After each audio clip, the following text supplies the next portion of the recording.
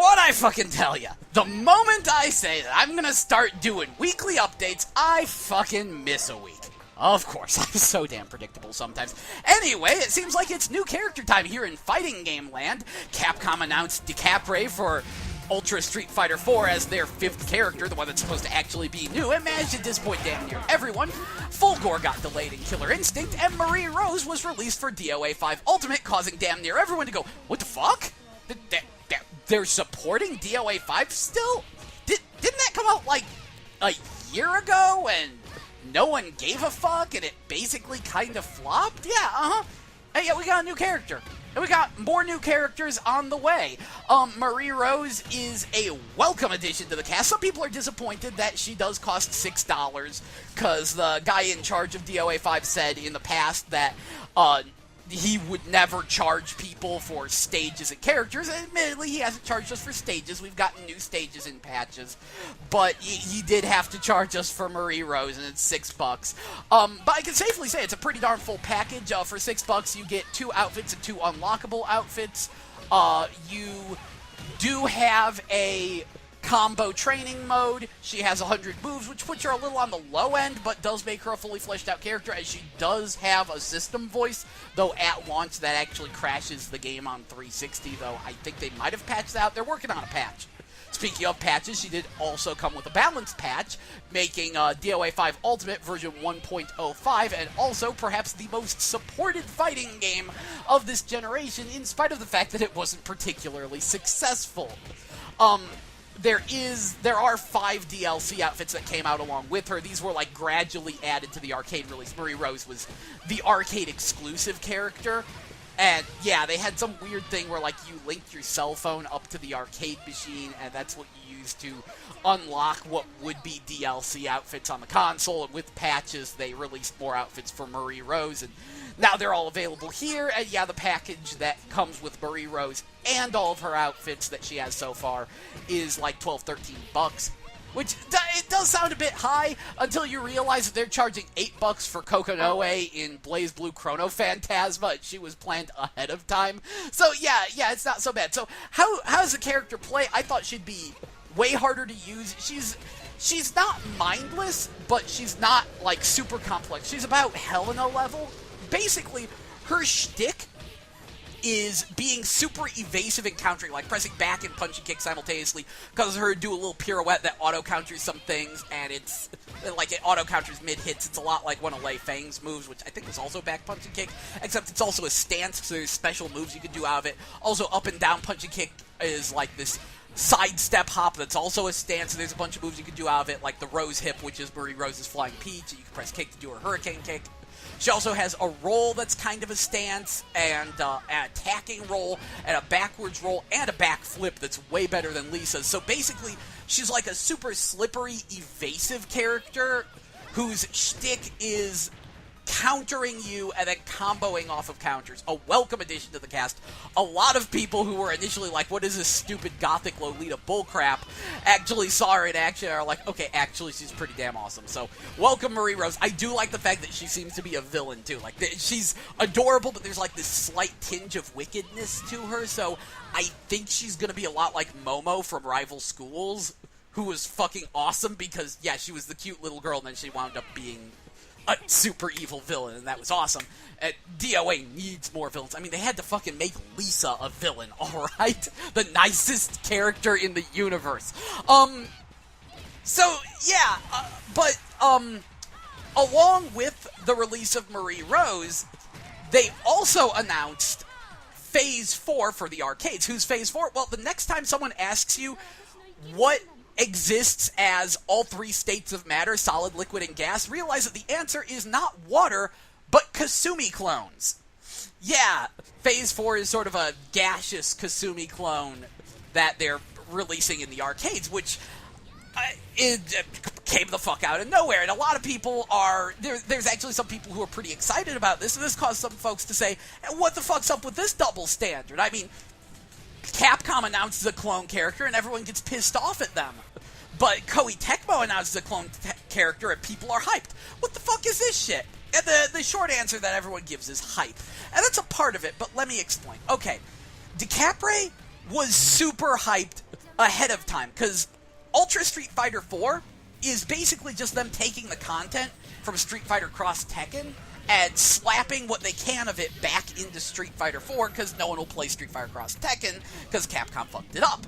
And people were like, well, this is just a blatant copy-paste job, and Capcom's response was, no, we got one new character. It's brand new, totally never before seen, that people were taking guesses. They were like, maybe it's Armika, maybe it's Retsu, and then Capcom announces that it's basically Evil Cammy to go with Evil Ryu and Evil Akuma. And, yeah, people are like, what the shit? What is this crap? Whereas Phase 4 was not hyped, like, at all. Basically, they said that the arcade release of DOA 5 Ultimate would have a new character in it, and that was Marie Rose, which also came out of nowhere. We thought it was going to be Tengu. And then they said, yeah, we're going to release this character at home. So we thought once we got Marie Rose at home and we were equal to the arcade release, that was the end of the story. And then the fuck out of nowhere, they're like, okay, yeah, you all get Marie Rose and the arcades get Phase 4. And oh, by the way, more characters are coming. So the plan is, they complete a new character, they release it in the arcades, then they release the previous new character who was in the arcades at home. This is fucking brilliant. It means that the arcade release stays relevant, always has some new piece of content to attract fans to it, to cause people to go, let's check out that arcade release so I can check out this new piece of hotness. And it keeps the home version updated and means that we always have something to look forward to. It's so brilliant, it blows my mind. So, yeah, it's a little bit of that, and it's partially that she wasn't hyped, and it's also partially the fact that of what she represents. Like, I think Phase 4 is way lamer than Decapre. I think Decapre's pretty lame, but Phase 4 is lame as fuck. I don't intend to purchase her. I think it's stupid. We got Alpha 152. She's way better than that. Who was it, 153? We got Alpha, alright? She's made of Jello. How do you top that? Way better Kasumi clone. So, yeah, I think Phase 4 is lame. But I'm super excited, not because of the character, but because of what she represents. The fact that we're going to keep getting support for DOA 5. We thought this was the end. We thought DOA 5 was done after Marie Rose was released, but they're like, no, we're going to keep supporting this. Blows my mind. And, there's other little things like, Street Fighter, the series, Street Fighter is like the backbone of fighting games. Every fighting game tournament has multiple Street Fighters in it. Street Fighter, is fighting games. So we kind of expect a little bit better. Well, okay, we don't expect a little bit better because it's fucking Capcom. But we should expect better. It's Street Fighter. We thought they might actually add something truly new. Whereas DOA, it kind of flopped. The fighting game community doesn't really take it seriously. It sort of has its own little mini offshoot community. It didn't get that great of reviews. It didn't get any sort of hype. DOA 5 is damn near nothing. And the fact that it's getting support at all has us shocked. Just absolutely shocked. So yeah, that's a huge part of it. And it's also, the nature of these releases. See, here's the thing. Phase 4 is a DOA 5 Ultimate character. And she can be completely ignored. Like, you'll get the data to fight against her for free. You don't need to buy Phase 4. Like, unless you're, running tournaments, or you're one of those people who's like, I have to have all the characters so I know how to fight them even if I don't like them, in which case, it'll be $6. Meanwhile, Decapre is an Ultra Street Fighter 4 character.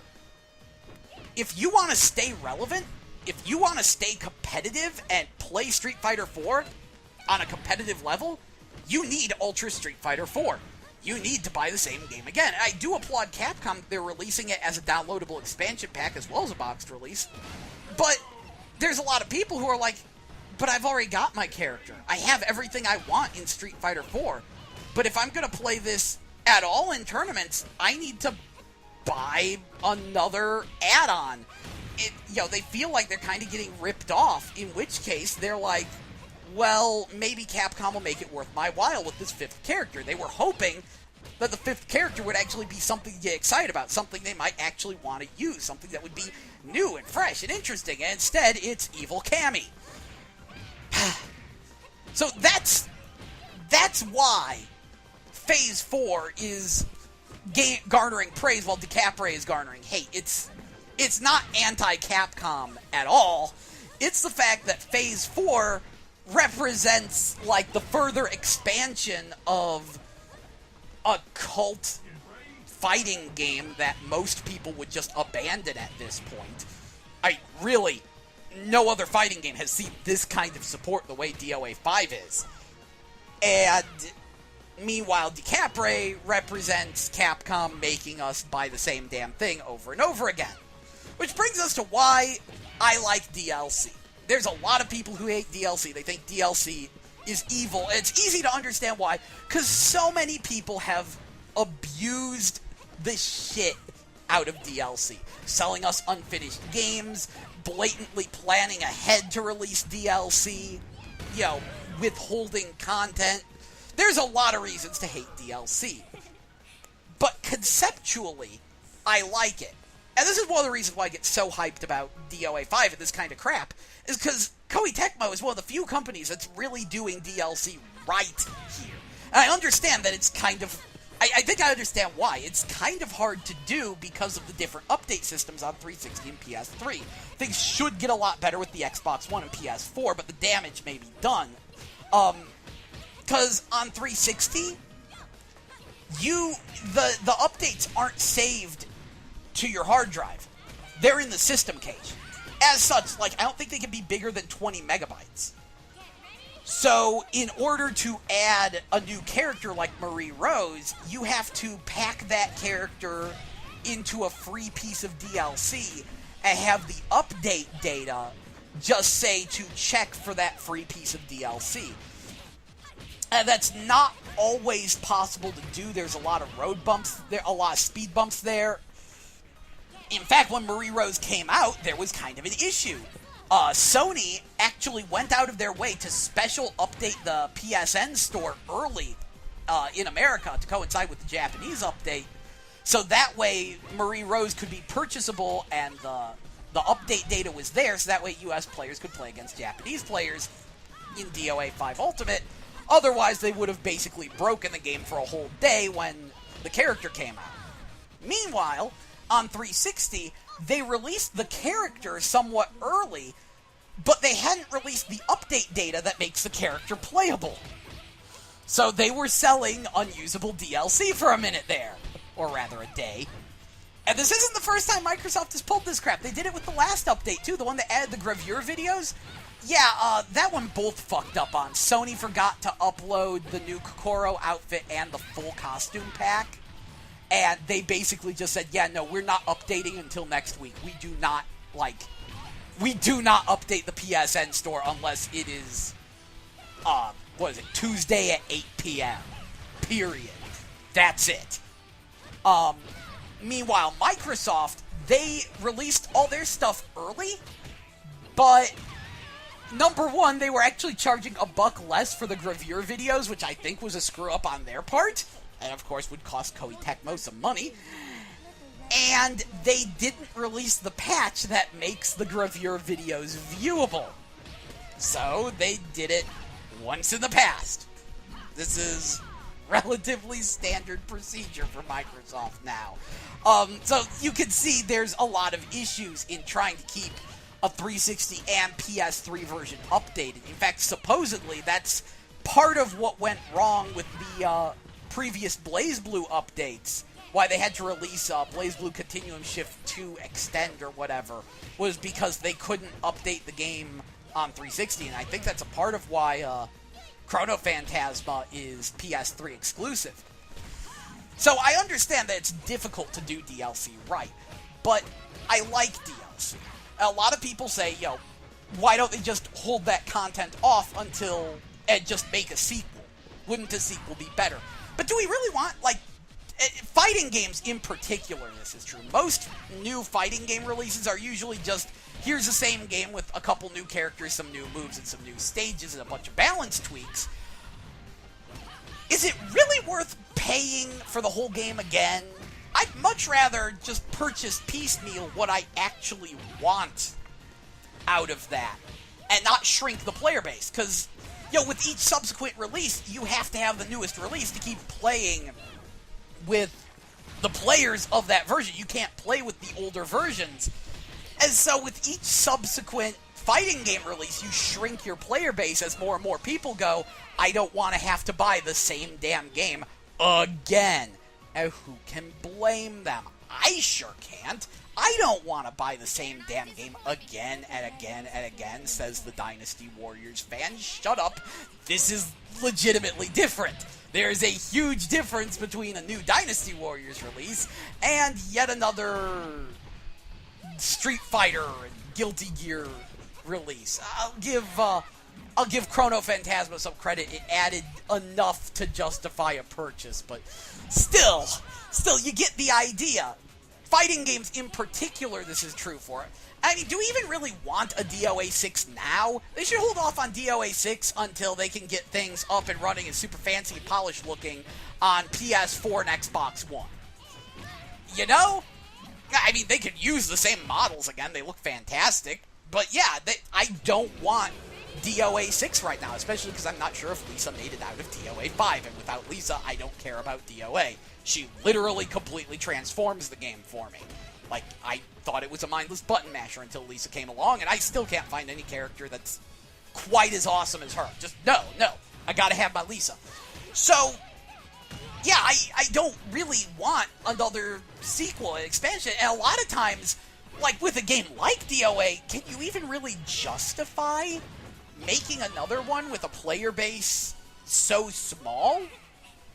I mean, it's kind of a cult fighting game. The player base isn't particularly big. It doesn't have the mainstream appeal that it should. And it makes literally all of its money off of Bikini DLC. Like, that's the reason why they keep it updated. And I'm perfectly cool with that. So, why I like... That represents why I like DLC. Because it represents the promise of infinite editions. The fact that they could add whatever you want to a game. Like, if we said, we want Ryu Hayabusa in a chicken suit, enough people said they wanted it, Koei Tecmo could put it in there.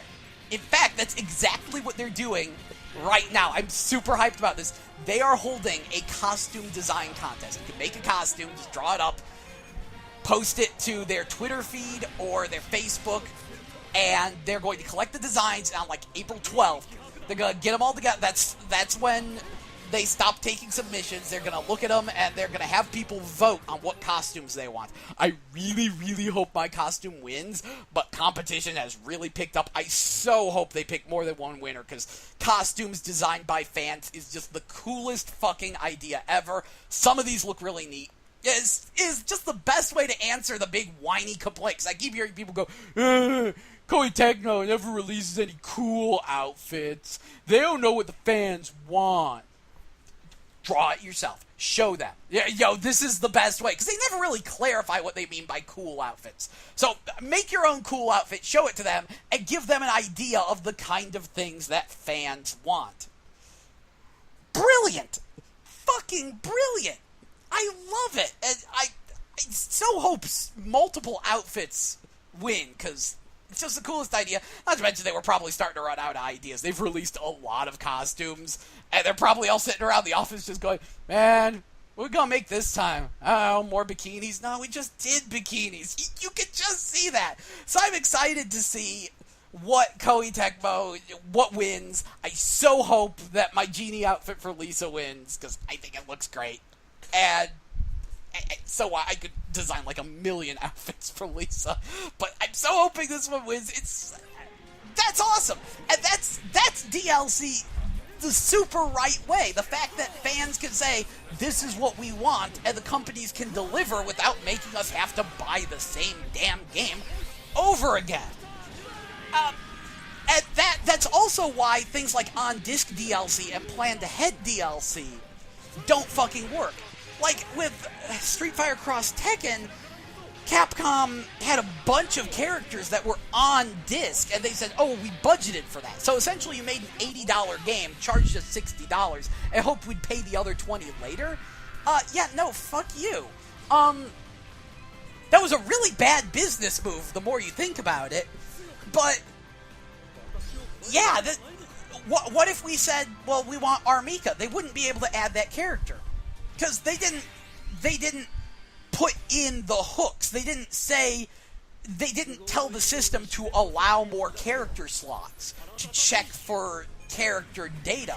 As such, they couldn't add any more characters than that. And we're essentially paying them for work they already did. Same thing, kind of the same thing with planned ahead characters.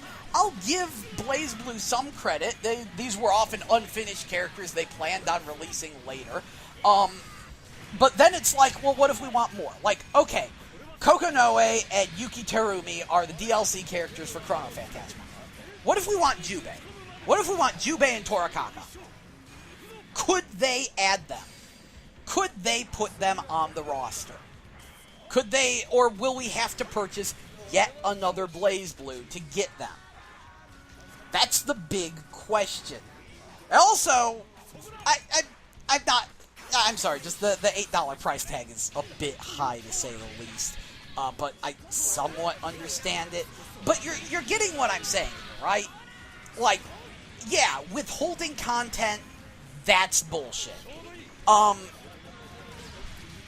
On-disc DLC, that's bullshit. The best way to put it is that DLC, when you handle it right, is like a combination of overtime and a candy bar. Overtime because, you're paying for more work. You're paying them to add on to the product. And a candy bar because that's about the price range. Like, some people complain about the $2 an outfit on DOA 5, except, yeah, that's the price of a candy bar, a bag of chips, or a 20-ounce soda. I work at Walgreens. I've seen the price tags. It's about that much. And when you think of it that way, that really isn't that expensive. I mean, yeah, you're paying to download a chunk of data that causes a virtual outfit to appear on your character. But I believe I can safely say that has about the value of a bag of chips. Maybe even a little more so. I'm pretty cool with that. So yeah, that's what I think of DLC in that regard. Not to mention, with DOA 5, it's really working out, on PS3 anyway, because it keeps interests high. Like, because people see, unlike on 360, people actually see pictures, icons of the outfits, and they're reminded, oh yeah, that game exists. Oh yeah, I could go out and buy it and play it and get this outfit. It's kind of promotional. In fact, when I picked up my BlazBlue Chrono Phantasma, I actually saw a guy picking up DOA 5 Ultimate, and I was like, Marie Rose, right? Gotcha. Good call. Because, oh my god, the game is super cheap now. I think it's $21 to get a used copy of DOA 5 Ultimate now. So it's super cheap. So yeah. I totally... DLC can be a good thing when you handle it right. When it's adding onto a game, when it's giving the fans what they want, when it's supporting a small community, a lesser game that probably isn't worth getting a sequel, doesn't have enough interest to justify a sequel, but has enough fans that they sure would like to see more. That's DLC done right. I'm even going to put in one more note. I'm not entirely against Day 1 DLC. Now, this isn't just about BlazBlue, which I understand that one, because those characters, they had to wait a while to get them in Japan, and yeah, by the time it got a US release, the characters were complete, so why make us wait even longer for these characters if they're already ready to go, right? But more than that, when you've completed a game, you do need to, test those DLC hooks. And the best way to test those is to make a starter piece of DLC to test out and see if everything works. Not to mention there is a certain period of downtime between the completion of a game and the release of a game where the programmers could easily work on some DLC. So I will let launch day DLC slide to a degree. Not to mention, one more thing, best way to test the waters on if DLC is going to be profitable is to release something around the launch window when people are most interested in your game to see if they would be interested in purchasing more of your game. I know it's a little bullshit, but again, it's kind of a depends thing. How planned ahead of time was that launch day DLC? But you get the idea. There we go. My opinions on DLC. I've actually recorded this episode. This is my third time now. I keep going so long. I cut 5 minutes off of the episode, though. Anyway, this is Gel. I hope you've enjoyed this Metabole. And you see why DLC isn't so bad, and why Marie Rose is awesome, and why people are hyped about Phase 4 and pissed off about the Capra. Anyway, hope you enjoyed. See you later. And remember, kids, soccer is all about shooting lasers out of your armpits.